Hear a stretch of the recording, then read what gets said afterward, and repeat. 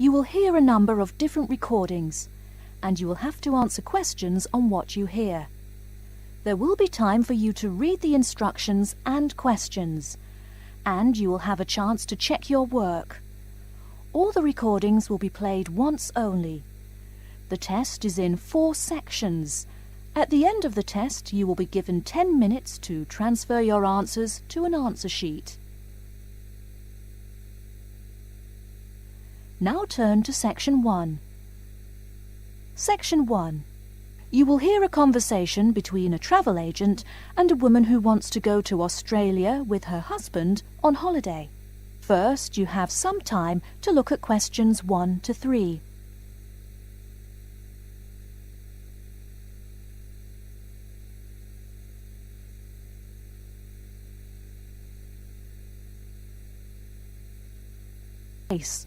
Now we shall begin. You should answer the questions as you listen, because you will not hear the recording a second time. Listen carefully and answer questions 1 to 3. Good morning. I've been looking at your holidays to Australia in your brochure. I'm thinking of going during the second half of next month. Good morning. As you can see from our brochure, we offer a wide variety of packages to various destinations in Australia. Is there anything in particular that interests you? Yes, my husband and I are very interested in the holidays in the outback. These holidays are becoming increasingly popular. Would you like to arrange flights and accommodation with us, or just accommodation? Can you arrange flights from Sydney? Certainly. OK, flights and accommodation then. Right, you said that you wanted to travel next month. Which date would you prefer? I should point out that there are no daily flights available, so if you have a flexible itinerary, that's better. Well, we arrive in Sydney on the 15th of April, and we were thinking of travelling to the outback on the 18th of April. OK, there's only one flight from Sydney to Alice Springs on the 18th, so I'll book you on that. It leaves at 10 in the morning, which is quite convenient. Shall I book 2 seats for you? Yes, please. As for your stay in the outback, you can see from the brochure that we offer 3 packages: budget, standard and luxury. The budget package is about $500 Australian dollars, the standard package is about $700 and the luxury one is approximately $1,000, though it does depend on exactly what you would like regarding extras. Which one would you prefer?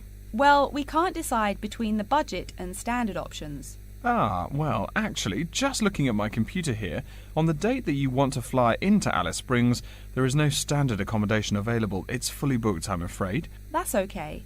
We think that the cheapest one should be fine for us.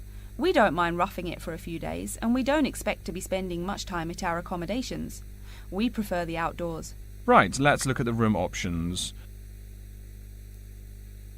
Before you hear the rest of the conversation, you have some time to look at questions 4 to 10.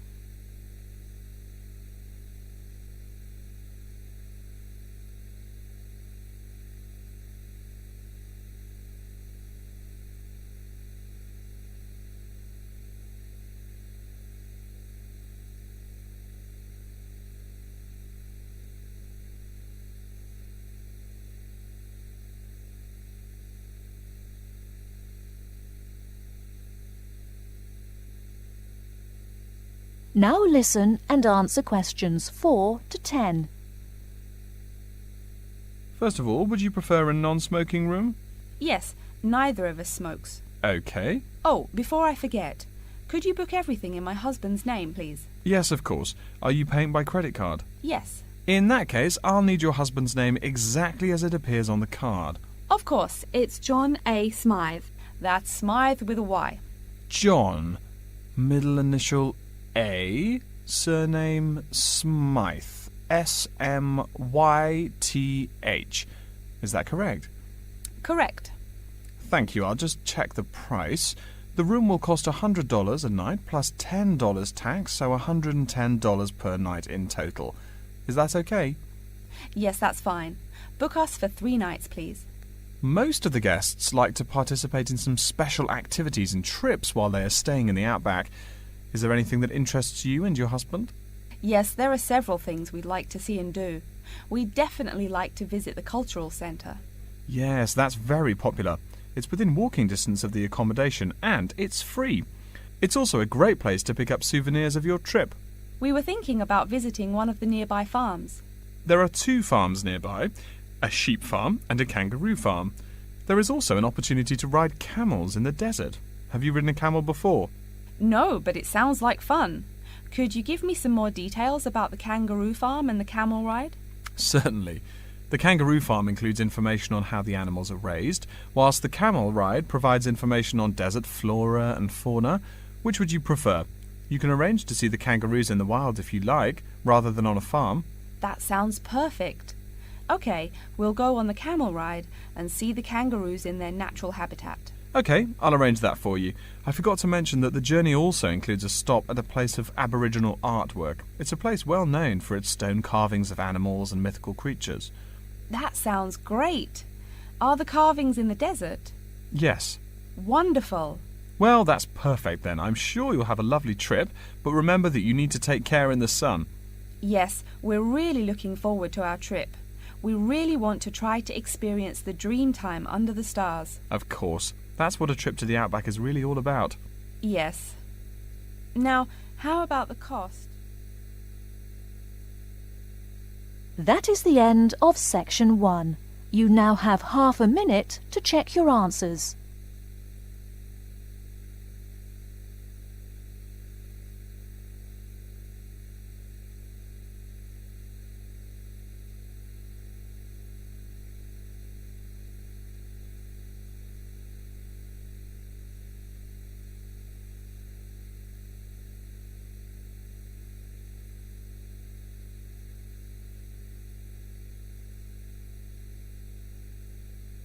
Now turn to section 2.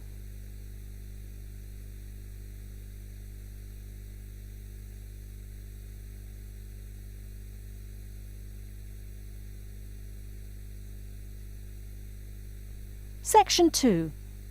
You'll hear an announcement which is looking for some volunteers. First, you have some time to look at questions 11 to 15.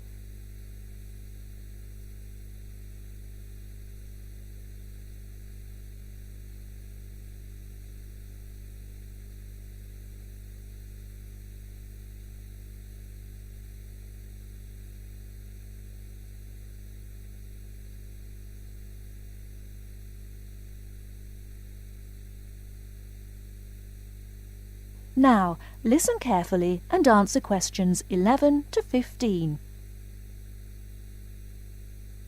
Continuing our broadcast of public service announcements, Worldwide Helpers announces upcoming vacancies for a number of volunteer worker positions. All applicants must meet the following requirements. First of all, applicants must be over 18 years of age. The company apologises, but there can be no exceptions to this rule. Second, persons interested in these positions may not have police records. Minor traffic offences like a parking ticket are, of course, no problem. But, and I quote, past and present drug users and sex offenders need not apply. The employer will, of course, check with the police to verify your clean record. In addition, applicants must supply references from past or present employers or teachers along with their recent CV. These references must testify as to the applicant's work habits and/or character. Remember, these are references from employers or teachers. A note from your dear old mum won't do. Worldwide Helpers assures me that they will contact these references to confirm they are genuine. Although all positions are volunteer, the employer will reimburse some of your expenses. For example, they will pay for transportation to and from the job site. Aside from that, the cost of phone calls is covered. Before you hear the rest of the talk, you have some time to look at questions 16 to 20.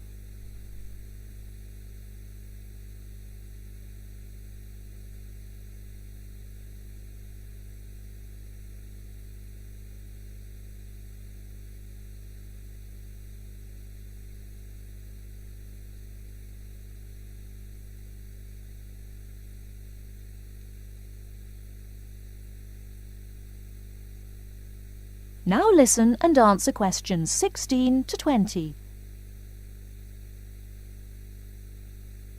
As for the positions themselves, there are 3 types. The first involves assisting persons confined to wheelchairs. For this position, volunteers must be physically fit and in excellent health. They must be able to lift at least 150 pounds. They should also have a current first aid certificate from the Red Cross. But the most important requirement is that the volunteer must have his own car. On Tuesday afternoons, the volunteers take their clients to various scenic spots around the city to experience and enjoy nature.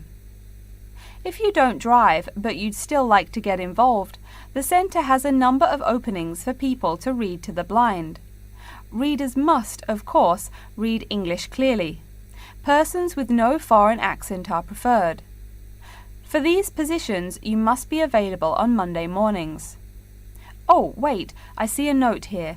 There is one opening for someone who can read Urdu. Apparently, there is a Pakistani blind person who'd like to hear his or her native language, but the other positions are all in English. And finally, there are a limited number of volunteers needed to care for disabled children. I'm sorry, but the information I've been given does not say how many children or what disabilities they have. In any case, you are needed to care for the children for 1 week in August. Apparently, this will be at the close of the summer holiday.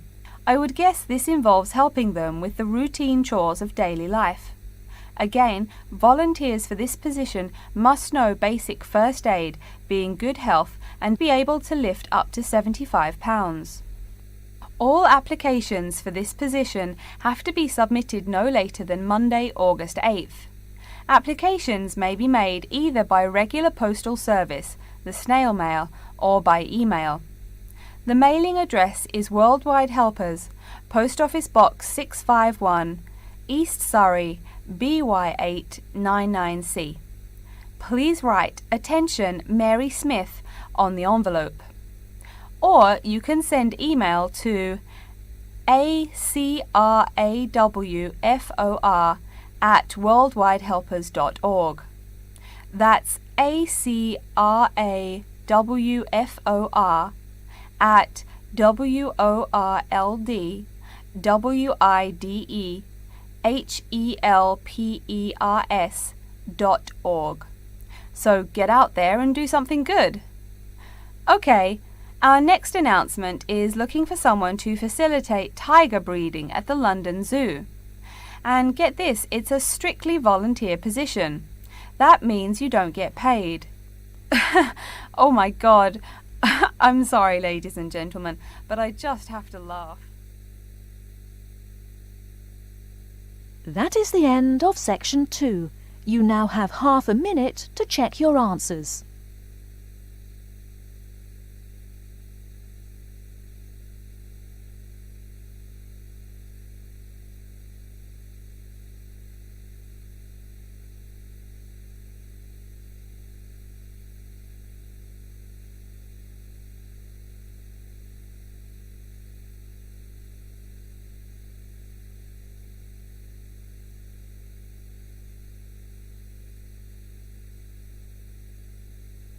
Now turn to section 3.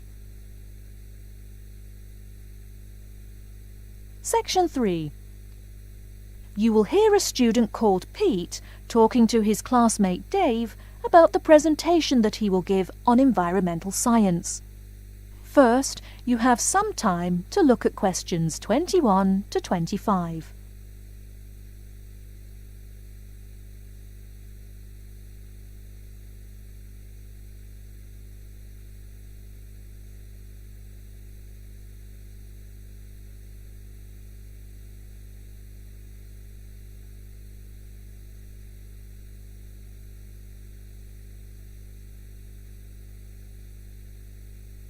Now listen carefully and answer questions 21 to 25. Are you just leaving the library now? I saw you get there at 8 a.m. Yeah, I've been there all day. What for? They hire a cute new librarian or something? I wish. No, it's the presentation that I will give in environmental science the day after tomorrow. What's it about? I heard you were really excited about the class. And Dr. Schnee also calls you for the arcane questions, as he calls them. It's about environmental damage in the Yucatan. Excuse me, what? Or is that where? The Yucatan. It's a state in southeast Mexico. So what's happening there? Agriculture is having a really adverse impact on the environment. There are too many farmers doing too much farming. It's really destroying the forests and ruining the soil. Deforestation is a major problem there now. How did you learn about this? I don't recall Dr. Schnee saying anything about it in lecture. Yes, but my brother went there last month. You know, to look at the old cities like the Maya Indians built. That's what first got me interested. Your brother Tom? No, Dick, Harry's twin. Anyway, he told me how few trees there were now, and how much empty ground that grows almost nothing. He said the place looked more like the desert than jungle in some parts. It brought environmental damage, so I started looking for materials in the library. Here, look at this magazine. What's in it? It's an old issue of National Geographic. It includes interviews with tourists who have been there in the past few years. It's pretty bad. See the photos? I see the photos, but one or two photos don't prove anything. Then read what the article says. Right there, the first thing it points out is how soil samples show it's hard for anything to grow there. It says how an area of 21,000 square kilometers has lost most of its forest in the past 10 years. See, there are graphs. As the number of farmers increases, the acres of forest have decreased. It's an inverse relation. Before you hear the rest of the talk, you have some time to look at questions 26 to 30.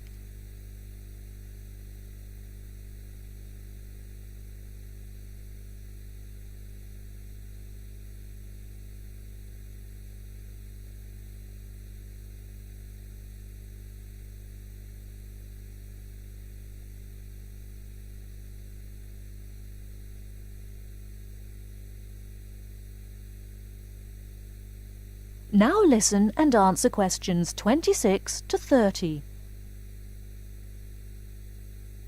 So, how big is that state? I'm sorry, but I've never really learned the metric system. It's bigger than the state of Massachusetts. That's shocking. Anything else? There's lots of else. Scientists say there's a growing area of about 10.5 square kilometers where nothing can grow at all. It's like the beginning of a desert. Oh, yes. What Dr. Schnee called desertification. But why can't anything grow there? I've never really studied soil chemistry. I'm just starting to look into that subject, but my sister Marie is a geologist, and she says the problem is that the soil has too much saline, with no plants helping to adjust the chemistry. Apparently, that's a common problem with soil types throughout the areas with rainforest. Once you lose the plant cover, it's difficult to bring it back. Reforestation is almost impossible, even if the land is not being used for other purposes. Wait a minute. What is saline? Saline is salt dissolved in water. Scientists who have gone there have taken measurements. They do this by gathering a sample of the soil and running a simple test that shows the ionization of the solution. The geology department in our own university has reviewed the soil at the site too. They're right. It looks pretty bad. The level of salinity is going up. But the plants that would solve that problem can't be planted in soil like that. There is a narrow spectrum of salinity in which the plants will grow. And once you pass the threshold, there is no way to put the problem right? Exactly. It's possible that no one can do anything to stop the trend now. And all because of human greed. Wait a second. How do you know these scientists can be trusted? What kind of reputation do they have?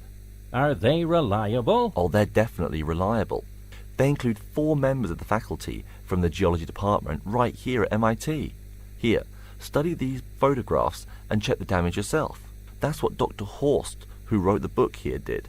He's newly appointed, but Dr. Schnee said that he's brilliant. So, where are you going now? I'm headed over to the geography department to borrow a map for my presentation. You know, this whole problem could have been avoided. The farmers there in the Yucatan... Pete? What? Go take a break. Leave some studying for the rest of us. That is the end of section 3. You now have half a minute to check your answers.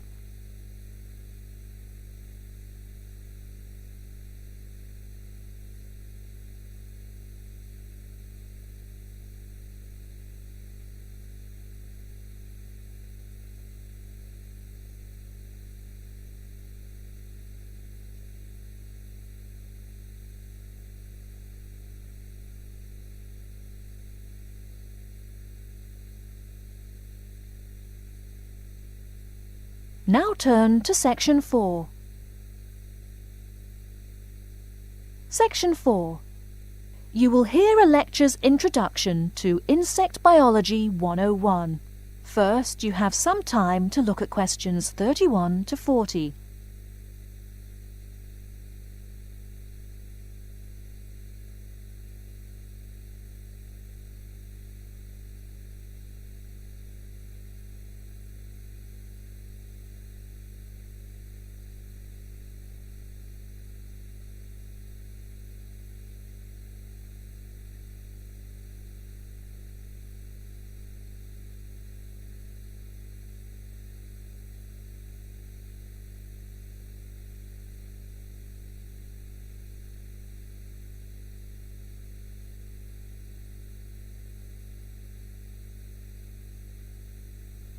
Now listen carefully and answer questions 31 to 40.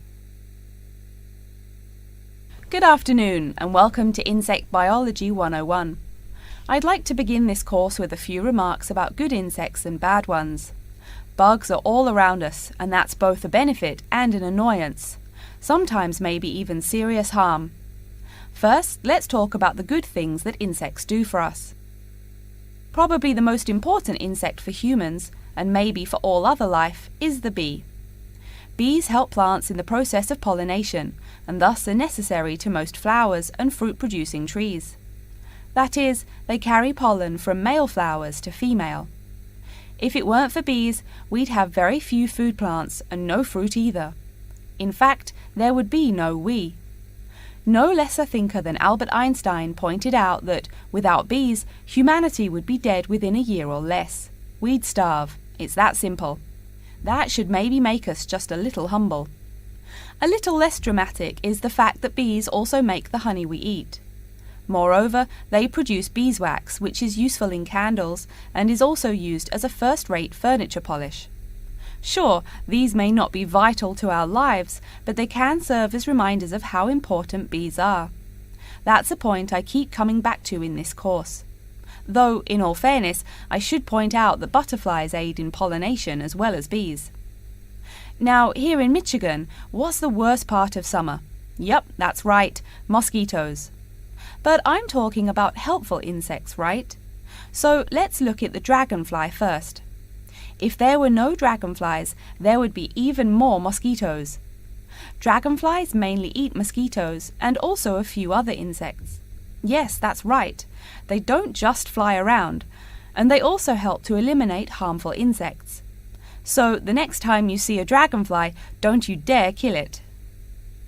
Now, let's talk a little about those harmful insects. Take the mosquitoes I just mentioned as an example. Not so many years ago, mosquitoes here in America weren't just annoying, some were even deadly. They carried malaria and yellow fever. My own ancestor, the Confederate General John Bell Hood, lived through the worst battles of Civil War, only to die at age 38 from yellow fever. A pest, not a bullet. Well, besides the mosquitoes, in summer there is also a kind of insect that never seems tired. Right, that is the fly.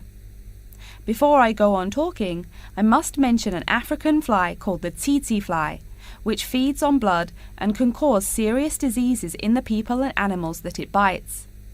Besides, it is still a bearer of sleeping sickness, which affects around 300,000 people every year in Africa, and can be treated only with toxic drugs that are hard to administer.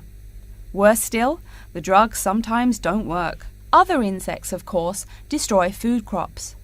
In China, for instance, locusts continue to be a danger to the harvest in some areas. Less important, but still annoying, moths eat people's clothes and dust mites slowly destroy carpets. Worse, but still in the home, termites or white ants eat wood, the wood of your house. If they are not stopped, they can eventually destroy the whole building. Usually they seriously damage a building before anyone even notices them. So, as we all know, insects can be a real trouble. So, what to do? You can go ahead and start killing harmful insects. In the early decades after the Communist Revolution in China, Chairman Mao encouraged the people to swat every fly they could see. Slogans on the walls of buildings called them little capitalists. But flies reproduce too quickly for this to be a long-term solution.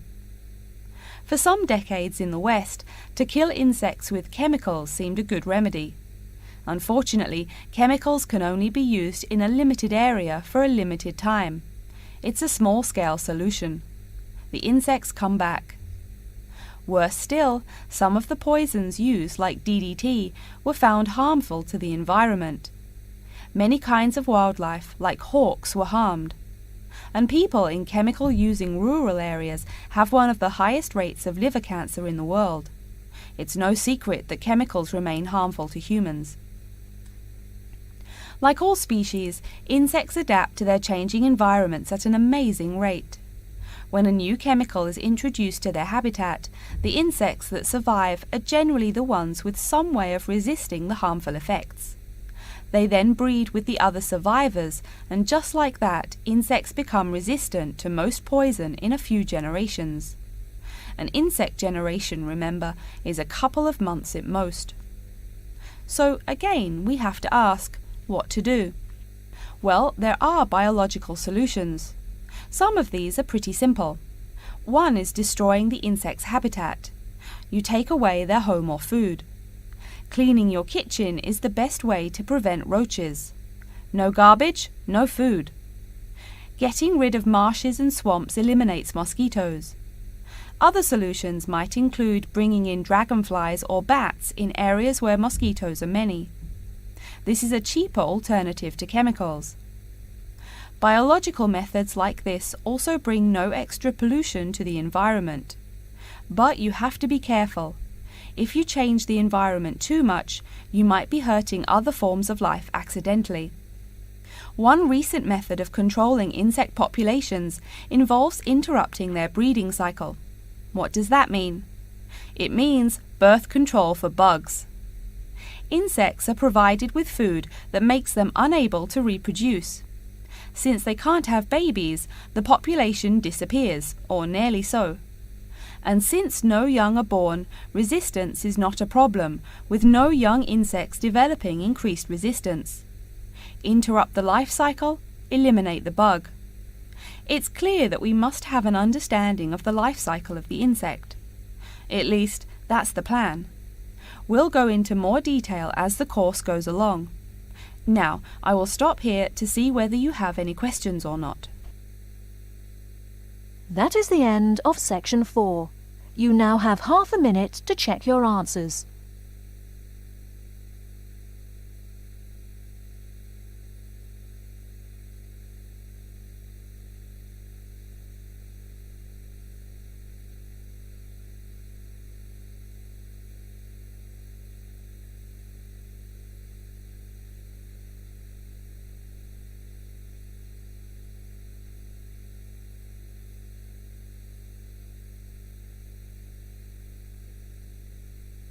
That is the end of the listening test.